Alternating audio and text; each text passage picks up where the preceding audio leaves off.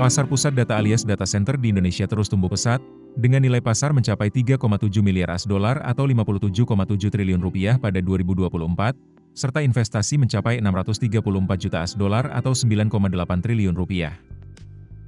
Berdasarkan proyeksi Kementerian Komunikasi dan Informatika, Asia Tenggara diperkirakan akan memiliki kapasitas pusat data sebesar 2.733 MW pada 2028. Besarnya potensi bisnis ini menarik minat banyak pemain untuk mendirikan data center di Indonesia. Tidak hanya pemain lokal, raksasa teknologi asal Amerika Serikat juga turut meramaikan bisnis ini dengan meresmikan data center pertamanya di Indonesia pada pekan lalu. Microsoft meresmikan proyek data center yang dinamakan Indonesia Central Cloud Region.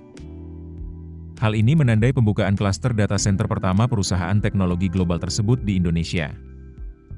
Presiden Direktur Microsoft Indonesia Darma Simorangkir mengatakan, program pengembangan infrastruktur cloud ini merupakan tonggak penting yang tidak hanya memberdayakan individu dan organisasi untuk pengembangan AI dari dunia ke Indonesia, tetapi juga sebaliknya dari Indonesia ke dunia. Kehadiran klaster data center pertama di tanah air ini diharapkan bisa mendorong infrastruktur digital nasional agar semakin kuat dan memberikan dampak ekonomi yang besar.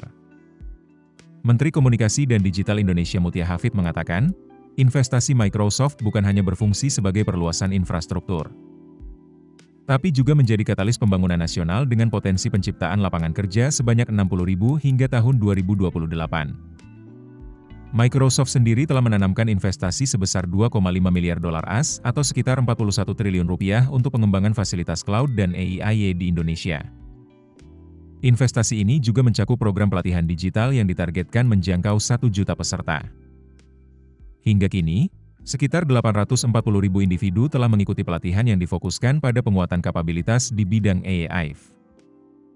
Indonesia dinilai semakin relevan untuk pengembangan cloud region skala global, antara lain karena letak geografis strategis dan potensi energi terbarukan yang besar. Potensi tersebut meliputi 207 gigawatt (GW) dari tenaga surya dan 29 GW dari panas bumi yang dapat mendukung operasional pusat data ramah lingkungan.